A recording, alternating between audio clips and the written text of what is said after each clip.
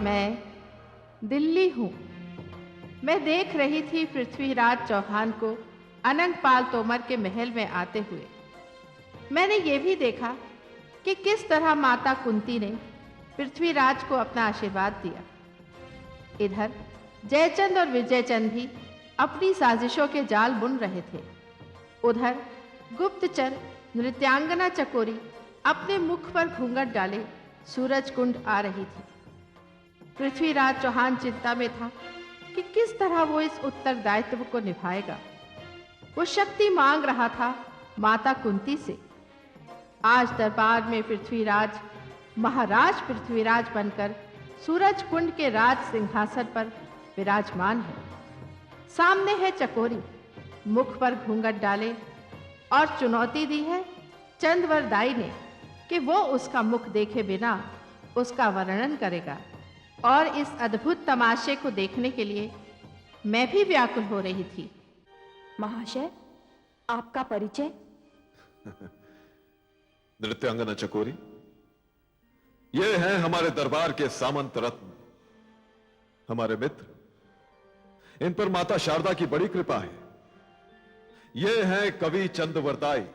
मैंने नाम तो सुना था, आज इनके दर्शन भी हो गए। नृत्यांगना चकोरी, आपने तो हमारे दर्शन कर लिए, मगर इस दरबार में महाराज से लेकर सामंत तक किसी ने भी आपके दर्शन नहीं किए।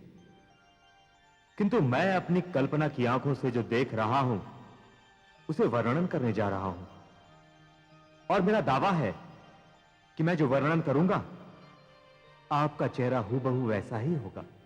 कवि चंद्रवरदाई, अगर आपका वर्णन सच ना निकला तो मैं वचन देता हूं कि यह वाणी का दास आपका दास बन जाएगा।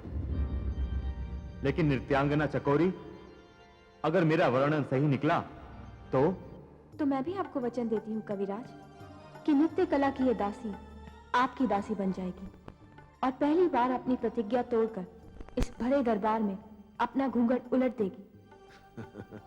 कविराज, ये क्या किया आपने? ये कैसी चुनौती दे डाली आपने? क्षमा करें महाराज, कविराज ने चुनौती दी और मैंने चुनौती स्वीकार कर ली। अब तो केवल परिणाम ही बताएगा कि कौन जीतता है और कौन हारता है। महाराज, रोक लीजिए अपने मित्र को। नहीं नाना साहब, अब तो हम सबको हृदय थाम कर इस मनोरंजक स्पर्धा का परिणाम देखना चाहिए। अगर मैंने अपने मित्र को रोक लिया तो यह मेरे विश्वास की हार होगी। स्पर्धा आरंभ की जाए।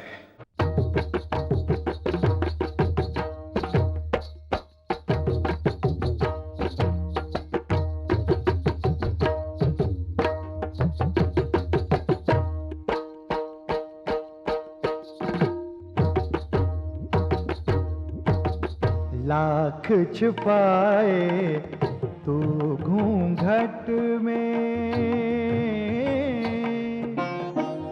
लाख छुपाए तू घूंघट में, गोरी अपना रूप। लाख छुपाए तू घूंघट में, गोरी अपना रूप। झलक रहा है मुखड़ा तेरा, झलक रहा है मुखड़ा तेरा, जूं बदली से धूप। लाख छुपाए तो घूंघट में।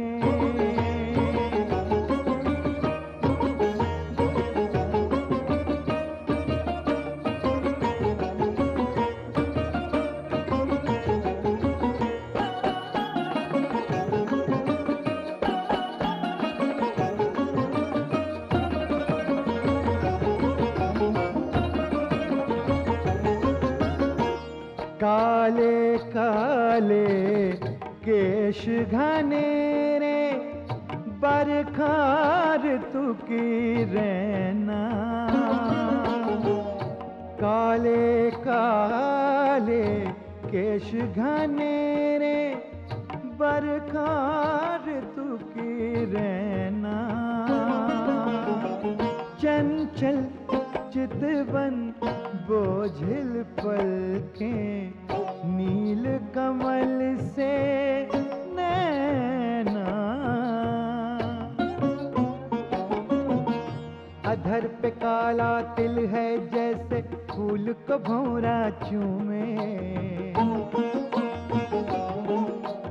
या दीपक की लौ पर जैसे मस्त पतंगा झूमे।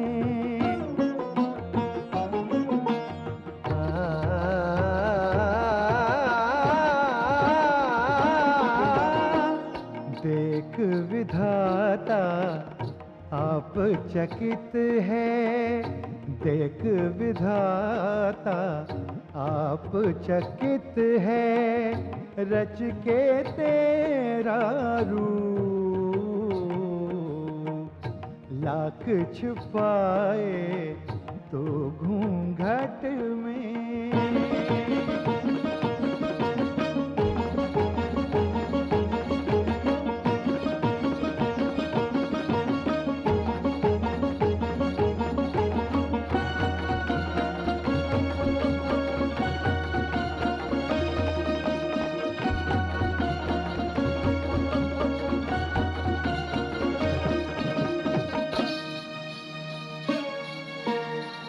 गजरा महके गजरा लहके, माथे बिंदिया दम के, गजरा महके गजरा लहके, माथे बिंदिया दम के,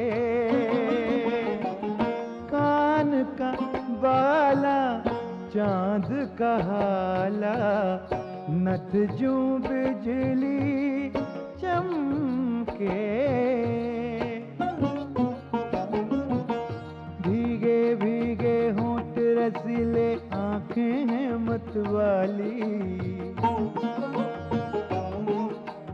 गाल गुलाबी फूलों जैसे या उषा की लाली।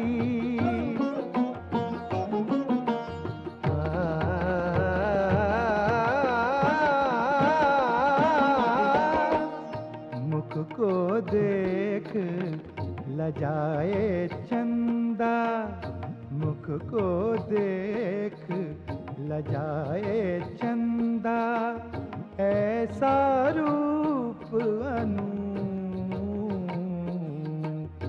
लाख छुपाए तो घूंघट में।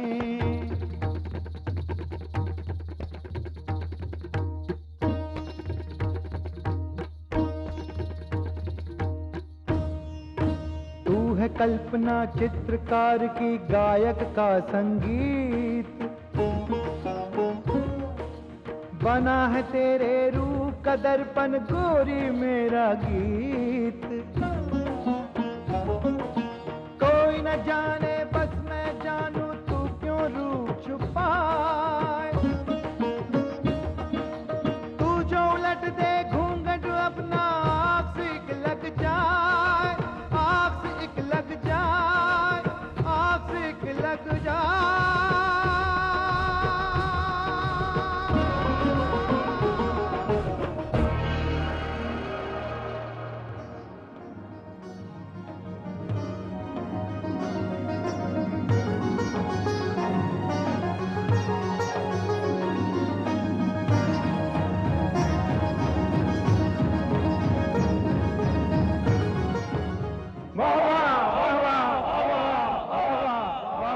अभिनंदन अभिनंदन अभिनंदन चकोरी, अभिनंदन मित्र चंदवरदाई। कैसे प्रशंसा करें हम तुम्हारी। नृत्य और गीत का ऐसा प्रदर्शन हमने आज से पहले कभी नहीं देखा। इस स्पर्धा की सबसे बड़ी विशेषता यह रही कि तुमने अपने जिन शब्दों से इनके चेहरे का वर्णन किया, हमने देखा कि यह हूबहू वही चेहरा है। तुम्हारे वर्णन में और इनके चेहरे में तिल भर भी अंतर नहीं है। वाह चंदवरदाई, तुमने अपने शब्दों के चमत्कार से आज कल्पना को वास्तविकता में बदल दिया है। तुम्हारी जितनी भी प्रशंसा की जाए कम है। नृत्यांगना चकोरी, तुम इस स्पर्धा में हारी नहीं हो, बल्कि आज तुमने अपनी कला के साथ साथ अपने रूप को भी उजागर कर दिया। तुमने अपनी कला का प्रदर्शन तो किया ही और साथ ही अपनी प्रतिज्ञा भी तोड़ दी। तुम भी हमारी बधाई की पात्र हो। इस स्पर्धा का सबसे सुंदर पहलू यह रहा कि आज इस दरबार ने घूंघट में छुपा वो सुंदर मुखड़ा देखा जिसे आज तक किसी दरबार को देखने का अवसर प्राप्त नहीं हुआ था। तुमने आज इस उत्सव को एक यादगार उत्सव बना दिया है चकोरी। तुम हमारे विशेष पुरस्कार की अधिकारी हो। तुम जो मांगोगी तुम्हें दिया जाएगा। क्षमा अन्नदाता, दरियादिली तो चौहान दरबार की शान है, उनकी परंपरा है। आप सचमुच कला के पारखी हैं।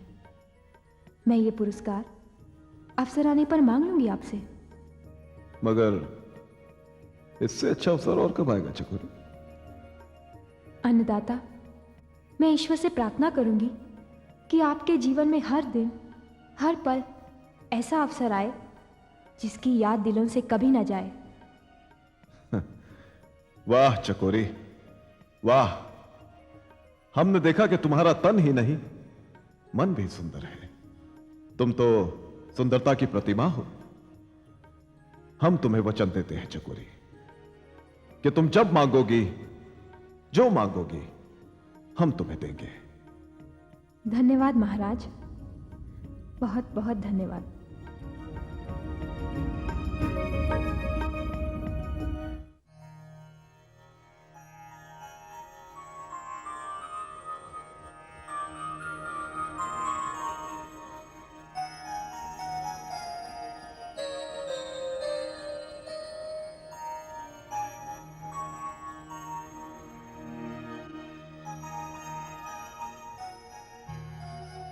कविराज, कविराज। हाँ, कहो द्वारपाल। सुप्रसिद्ध नृत्यांगना चकोरी आपसे मिलना चाहती है। चकोरी, जाओ उन्हें आदर सम्मान के साथ लेकर आओ। जो आज्ञा। आइए।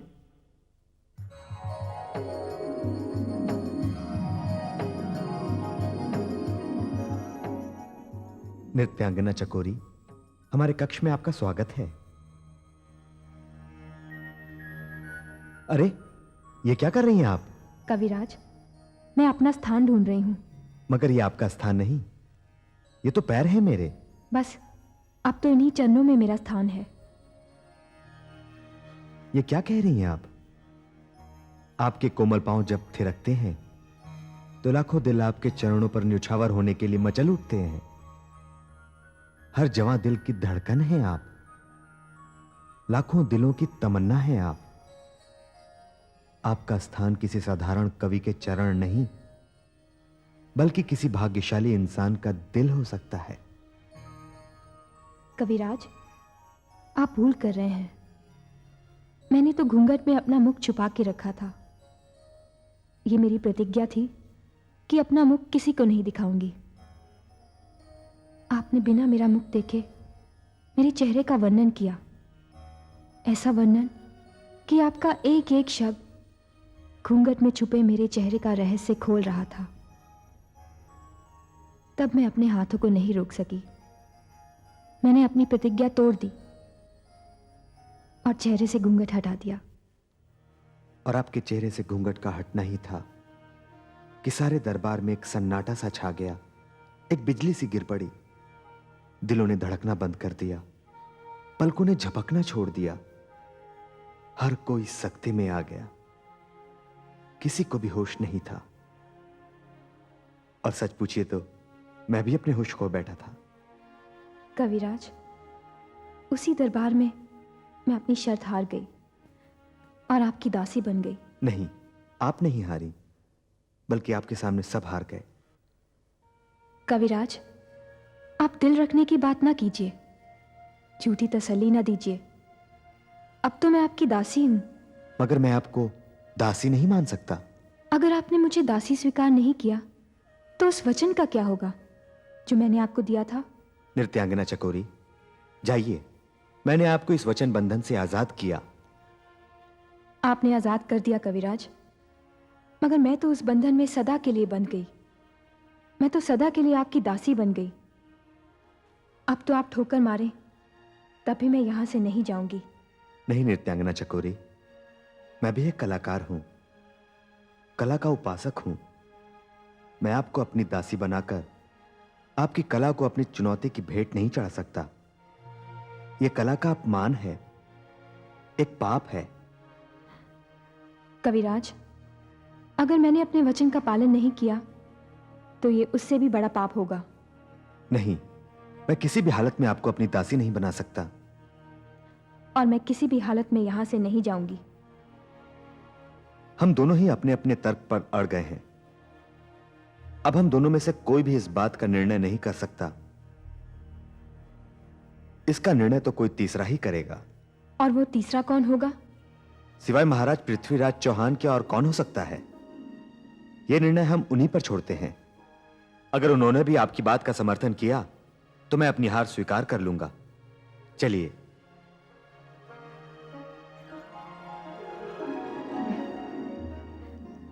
महाराज पृथ्वीराज चौहान के पास ले जाकर आपने अपनी हार और मेरी जीत पे मोहर लगा दी है।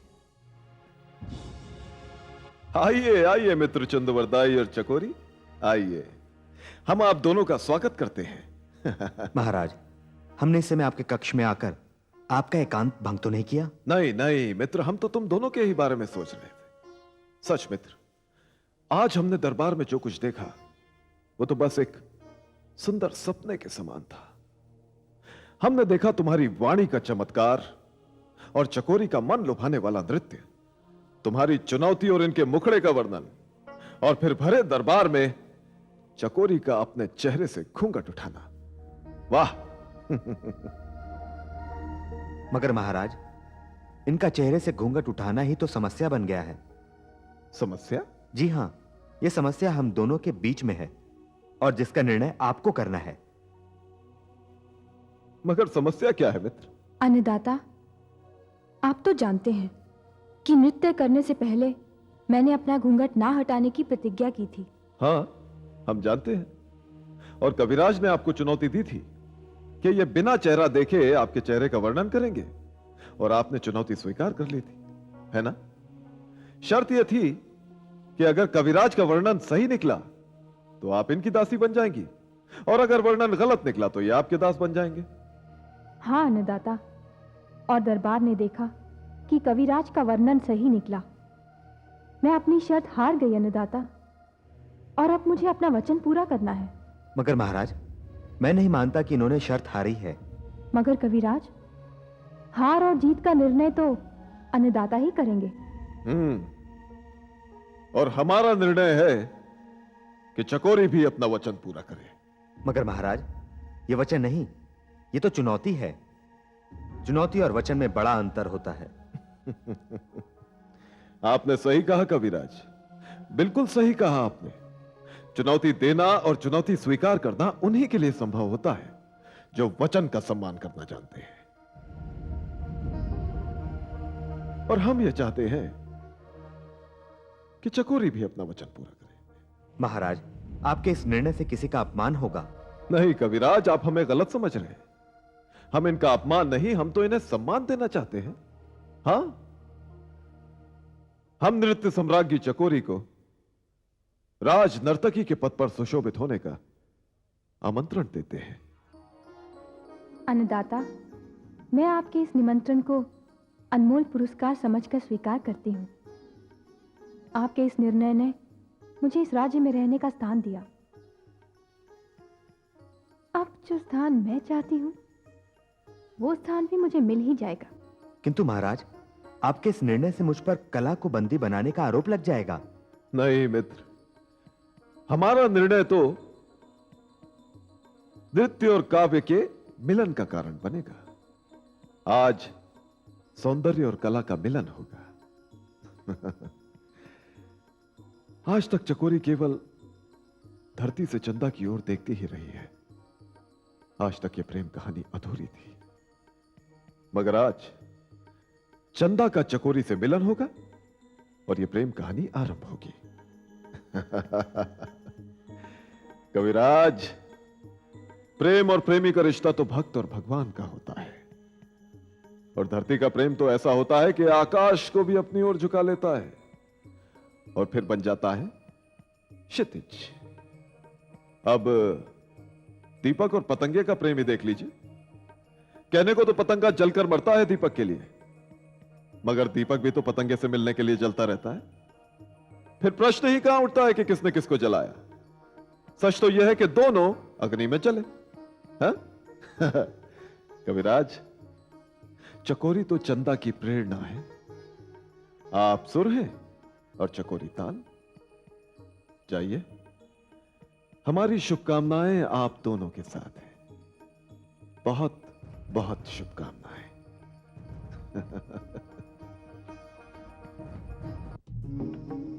अन्नदाता, पृथ्वीराज के दरबार में चकोरी ने अपने नृत्य द्वारा जो जादू जगाया, तो देखने वालों ने अपने दांतों तले उंगलियां दबा ली। चकोरी ने अपनी नृत्य कला द्वारा वहां के लोगों का मन ही मोह लिया। इसके आगे भी कुछ हुआ? हाँ अन्नदाता, चकोरी ने भरे दरबार में घोषणा की कि वो नृत्य करते हुए अपना मुखड़ा नहीं दिखाएगी, किंतु कविराज चंद्रवरदाई ने उन्हें चुनौती दी कि अगर वो अपना मुखड़ा न भी दिखाना चाहे तो भी वो अपनी कल्पना शक्ति से उसके रूप का ऐसा वर्णन करेंगे जो बिल्कुल उसके चेहरे के चित्र जैसा होगा।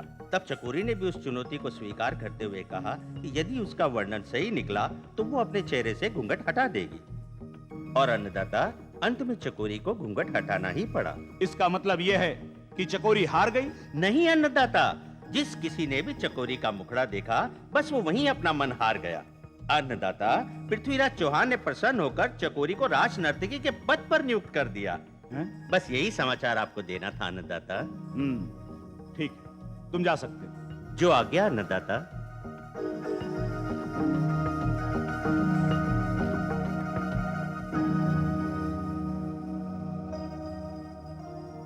पिताजी, चकोरी की यह सफलता हमारी सफलता का पहला कदम है।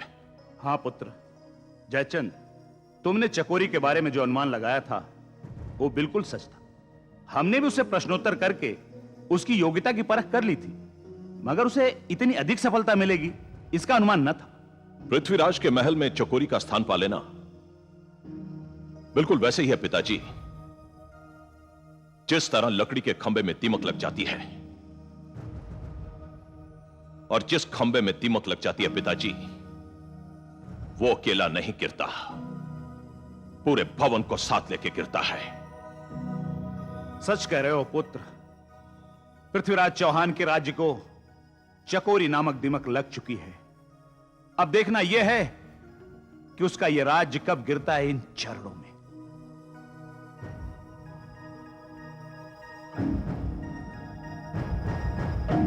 हाँ पिताजी।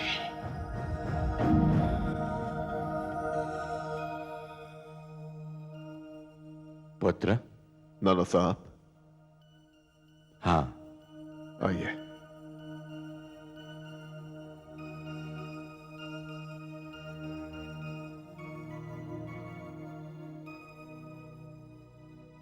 जीवता रहे। क्या बात है पुत्र? कोई चिंता है मन में? नहीं, चिंता नहीं है नाना साहब। एक उलझन है जिसके लिए मैं खुद आपसे परामर्श लेना चाहता था। कैसी उलझन? नाना साहब, मैं अपने मंत्रिमंडल में कुछ फेरबदल करना चाहता हूं। तो इसमें मुझसे परामर्श करने की क्या आवश्यकता है पुत्र? अपने मंत्री परिषद में फेरबदल करने का अधिकार तो राजा का है। फिर भी नाना साहब, आपसे पूछे बिना मेरे मन को तसल्ली ना होगी। पूछो पुत्र। मैं श्रीमान महिपत राय के स्थान पर चामुंड राय को महामंत्री पद पर नियुक्त करना चाहता हूं नाना साहब। पुत्र, मेरी सोच में तो महिपत राय को अपनी आयु के हिसाब से अब विश्राम करना चाहिए। तुम युवा पीढ़ी की हो, तुम्हारी विचारधारा तुम्हारे बदलते युग के अनुसार नीतियों में भी बदलाव आना चाहिए। वैसे भी पुत्र, जब पुराने दीपक की लौ कम हो जाती है तो नया दीपक जलाना ही पड़ता है। चामुंडराय के बारे में तुम्हारा निर्णय सराहनीय है। उनकी योग्यता किसी से भी छिपी हुई नहीं है। वो हर तरह से इस पद के योग्य हैं। धन्यवाद नाना साहब।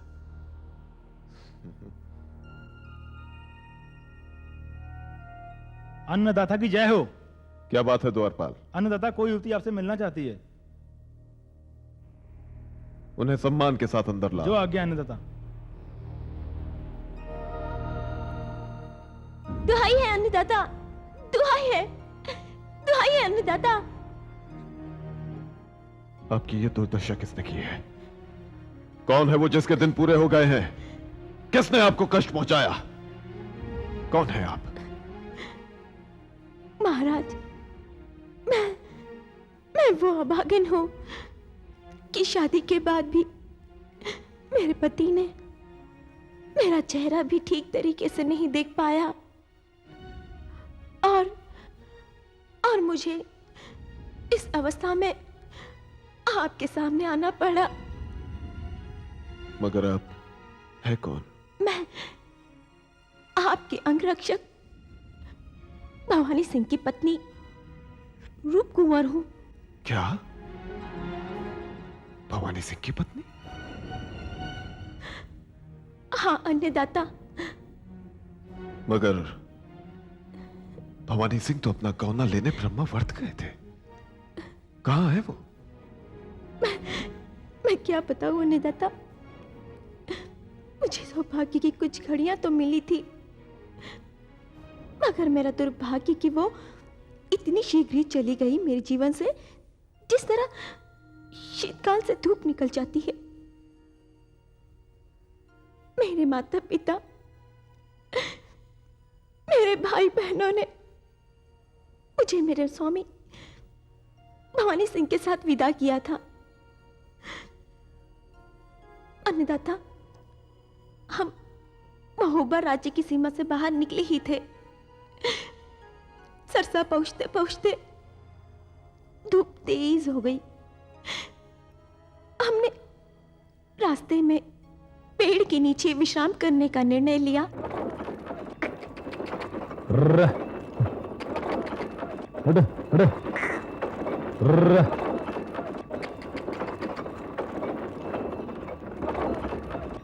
चलो हट हट, चलो चलो हटो हटो।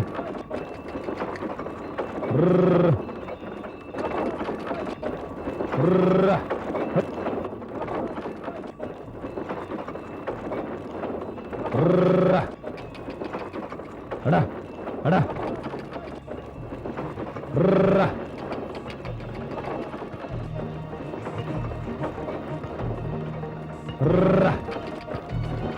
हटा हटा।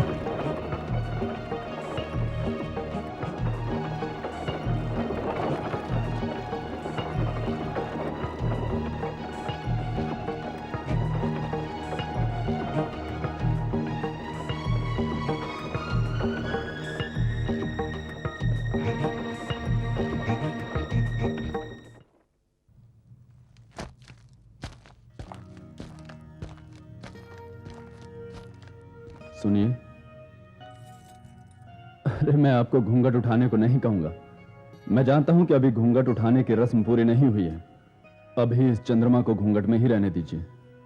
पर शब्दों की चांदनी तो मुझ तक पहुंच सकती है ना। देखिए, आपको किसी भी वस्तु की आवश्यकता हो तो मांगने में संकोच ना कीजिए, वरना यह शर्मिंदगी मेरा सारी जिंदगी पीछा नहीं छोड़ेगी कि एक कन्या को मैं उसके माँ बाप से अलग तो कर लाया, लेकिन उसे सुख सुविधा नहीं दे पाया।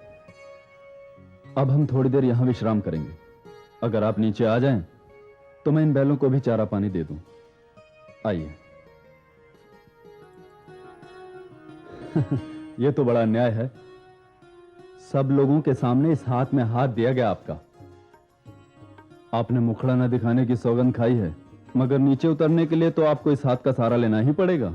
ब्याह कर लाए हैं हम आपको, भगा कर नहीं लाए। अगर आप अपना हाथ नहीं देंगी तो लोग क्या कहेंगे भवानी सिंह को।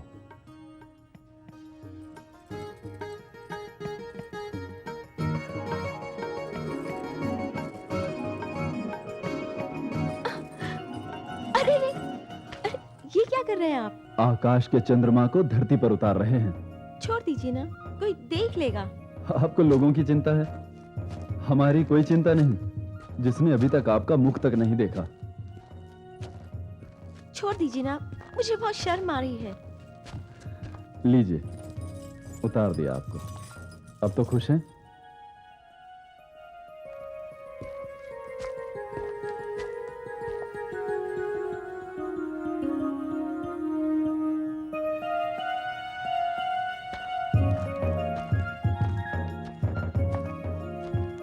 आप यहां विश्राम कीजिए और भोजन की व्यवस्था कीजिए। मैं पानी लेकर आता हूं। आपको यहां अकेले में डर तो नहीं लगेगा? जी नहीं।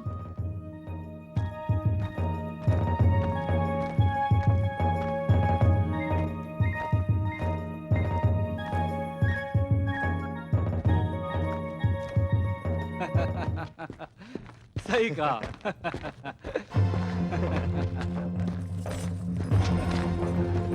अच्छा इधर देख। नई नवेली दुल्हन है, देख रहा है उसे?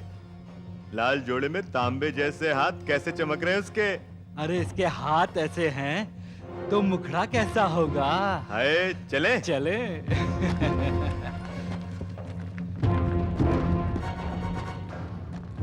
अरे गोरी, अपना मुखड़ा तो दिखा। कौन है आप लोग? हम यहाँ के सैनिक हैं। एक क्षेत्र हमारा पड़ता है और हर यहाँ से गुजरने वाले को कर देना पड़ता है। और कर दिए बिना हम किसी को जाने नहीं देते। शर्म आनी चाहिए आप लोगों को। आप लोग सैनिक हैं, मैं भी किसी सैनिक की पत्नी हूँ। ऐसा व्यवहार आप लोगों को शोभा नहीं देता। अरे हमने कौन सा अपराध किया है? सिर्फ मुखड़ा ही तो देखना चाहते हैं। नहीं देख सकते इस तरह मेरा मुखड़ा। आवाज में तो बड़ी खनक है। मुखड़ा तो हम देखकर ही रहेंगे। देखो, मैं भी शतरानी हूँ, एक तलवार की धनी की पत्नी। अरे हमने कौन सी चूड़ियां पहनी है? आओ भाइयों। चलो जरा मुखड़ा देखते हैं। देख देख तो। बचाओ! बचाओ! ठहरो।